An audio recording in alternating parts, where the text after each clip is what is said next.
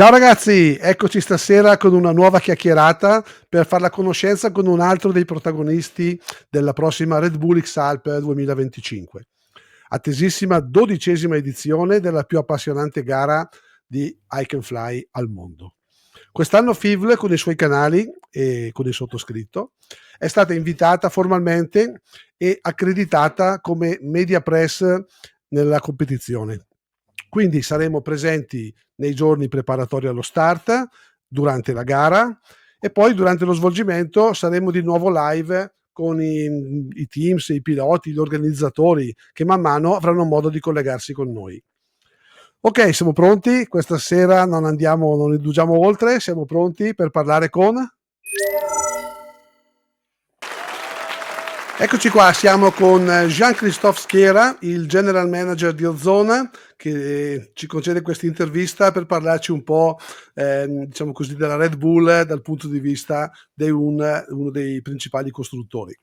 So, hello Jean-Christophe, thanks for being with us. Hello, ciao a tutti. Thank you, grazie. Okay, Jean-Christophe, just before to enter exactly into the race, can you give us a small, let's say, overview of the company and what are you doing in terms of wings for the XAlps? What are you preparing for the XAlps and the team that you are supporting? Okay. So we obviously OZONE has been going for nearly 25 years now. Well, actually more than 25 years, almost 30. We're the largest maker in the paragliding industry. We have quite a big team this year. We have a very diverse team. I won't name everybody here, but we have in particular Maxime Pinault, Damien Lacaze among the French pilots. We have Tobias also for Italy. We have Juraj Koren. We have Lars Meerstetter from Switzerland. We have Shane from Australia. I'm probably forgetting another one or two, but we've got quite a big team this year who will be flying the Zeolite 2 XD, which is our specialist XAlps wing, and for almost all of them, the new sublight harness that we've developed for the race. Right. Yes, I saw some pictures, especially from Maxime Pinault, that it was testing it. Yeah, absolutely. So let's say that the Red Bull XAlps, it's how can you say, one of the most prestigious and also challenging race in the world, maybe the toughest race in the world.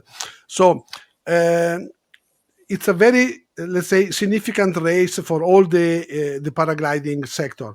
How does this race push innovation for OZONE? Well, for sure, it's a very important event. It pushes us to obviously always work on lighter equipment because it's hike and fly. The competitors have to have the lightest possible equipment, and if you look at the weight that they've had in their packs over the last few events, it has reduced tremendously. I think a few years back they were probably on 7 to 8 kilos, and they're now 5, more or less. So it's pushed development in every aspect, in every part of the equipment: the wings, the reserves, the harnesses, every little accessory, the rucksacks. Everything that goes into the bag has to be optimized and has to be the lightest possible. And of course, this is one of the things we have pushed very hard for, and also later finds itself in the products that we sell to the public in one way or another. Right. So normally OZONE is proposing a wing and then the pilots try to adapt it, or you work especially with some top leader pilots and creating really the wing for them? No, we create the wing ourselves. We have enough resources in-house to know what we're doing and to work on what is the model that is going to work. We do along the way, obviously take their feedback and opinions along the development, but we know enough about what's needed for the race. So we, in this case, the Zeolite 2 XD is a fully in-house development.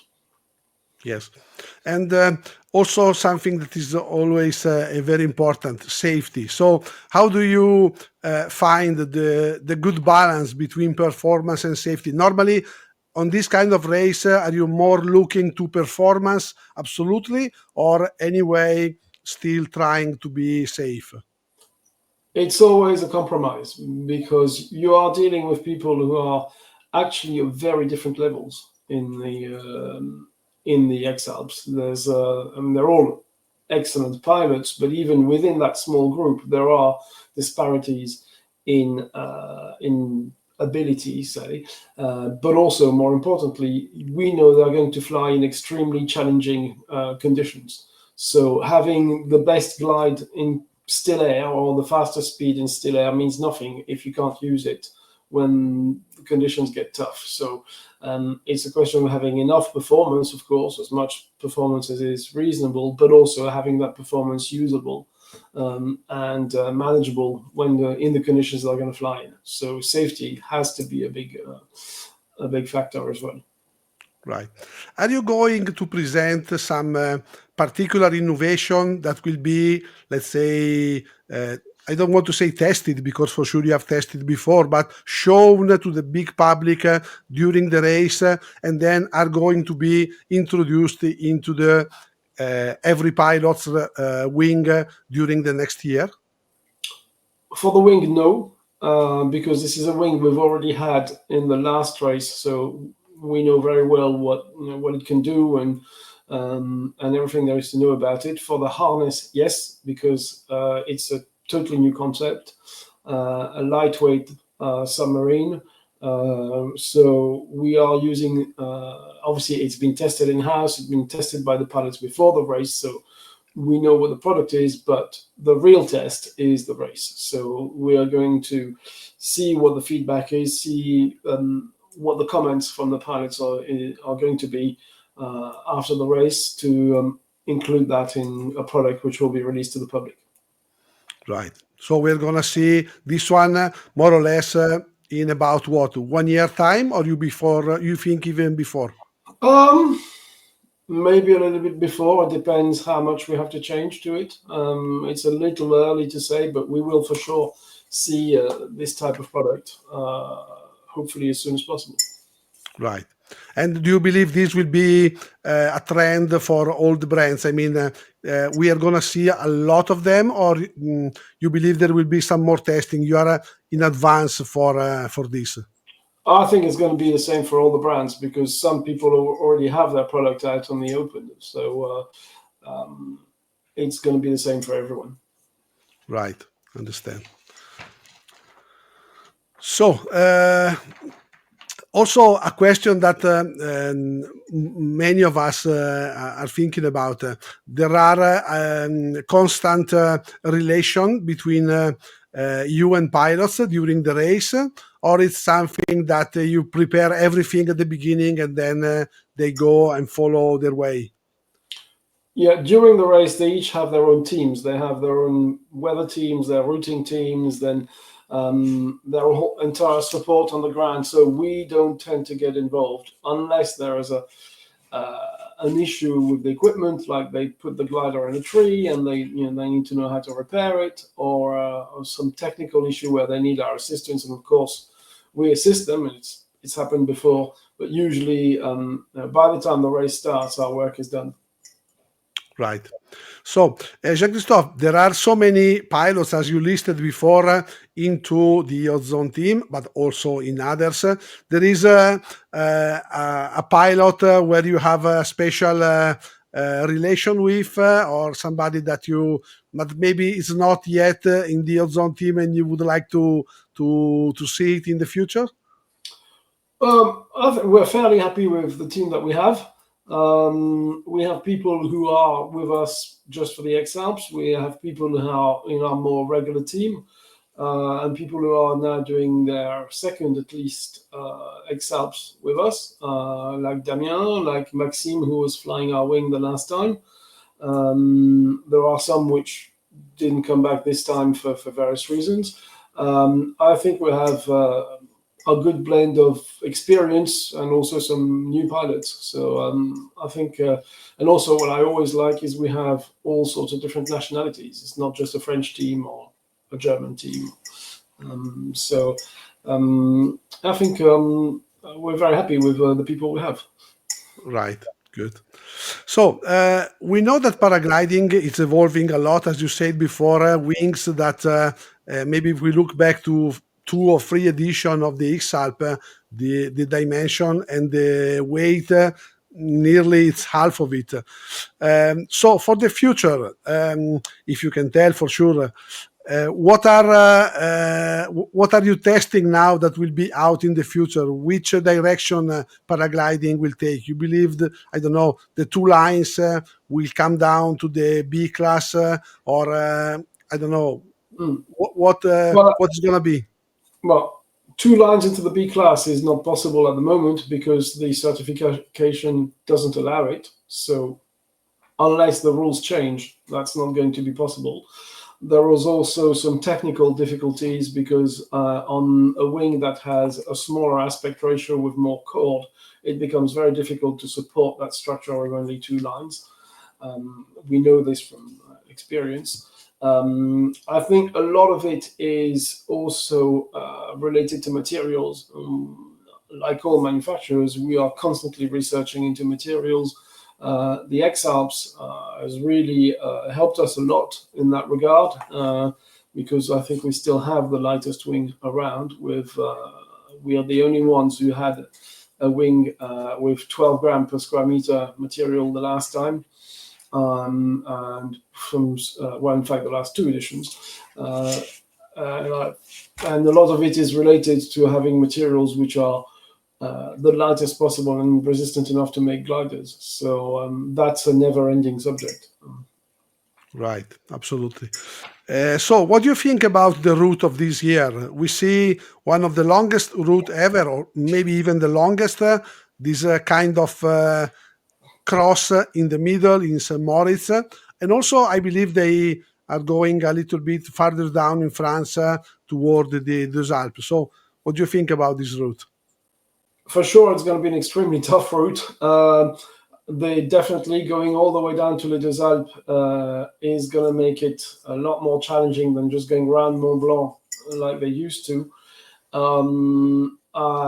We have a very good relationship with the organization of the XAlps, so we were discussing over the last year at least, trying to help with having a stage in France, or at least a turn point in France. So I'm very pleased they managed to do that.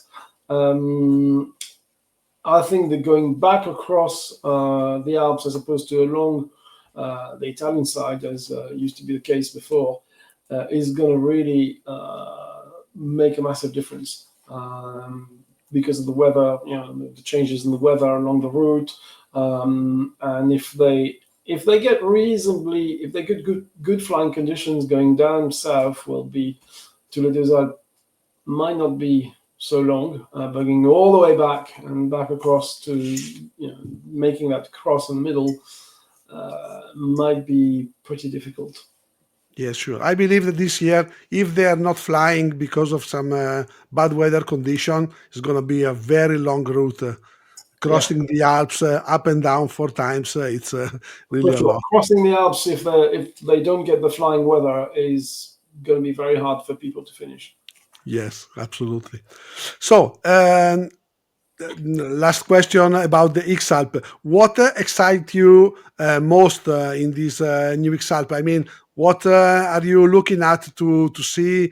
Which pilot are you following specially? Like I said, we follow all our team, and we're happy with every pilot that we have. Obviously, the question is, like every time, is somebody other than Kriegel going to win it? So nobody knows. But if you look, for example, like what Maxime has done in all his recent competitions, he's flying extremely well. He's done something that nobody has ever done before, being world, European, and super final champion all at the same time. Yes. If he was to add the XAlps to that, that would be completely historic. And I think for sure he's capable of it. But there's the unknown of all the elements of the race, what the other competitors are going to do, and there's a very strong field again. So we'll be, as always, we'll be following that with great interest. Yes, and I believe that it will be, as we have seen the Dolomiti Superfly last summer, after 5 days racing, the first ones arrived in 1 hour, 4 or 5 pilots altogether. I mean, also 2 years ago, the XAlps, in about 2-3 days, a lot of them arrived. So I believe the level now is very high, very, very high. We have Oh, decided. for sure, yeah. I mean, I remember when I first followed, I've been following the XAlps all along, right from the very first one, and everything is it's changed massively. It's a bit like Formula One. People have their teams, they have the equipment completely fine-tuned. They have the weather forecasting, they have the routing, and the pilot themselves are so much fitter. They used to be big, strong mountain men and very good pilots. They're now ultra trail runners and top level pilots, and that's a completely different level again. So it's really changed massively. Absolutely, yes. Yeah, so we are really excited to see this race starting.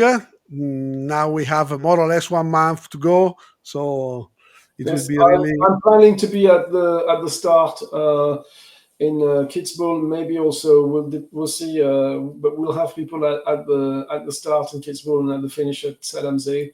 I did that the last time, and I think the organization at Kitzbühel was extremely good.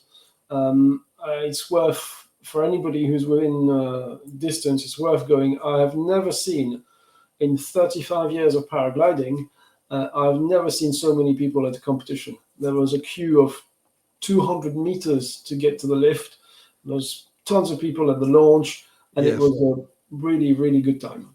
Yes, absolutely. I agree with you. I was there too, and I'm going to be there also because it's something that somebody who loves paragliding can't miss. And 2 days ago, we had Kerbuker, Brad, and he told me that all the week they have organized, because there is also the Wonderbird from Paul Guschenbauer the week before, and all the week they're going to have something organized by XAlps, but also by Red Bull, and also the local club, talking about old wings, and also so many paragliding events in that week. So it's really a week to be in Kitzbühel, absolutely. Fantastic. Great. Very good news. Yes. Okay. So, Jean-Christophe, thanks a lot for your time. It was a pleasure seeing you tonight. And so we'll be at the start to see the pilots go. Yeah, absolutely. Look forward to seeing you in Kitzbühel. Thank you. Thank you very much.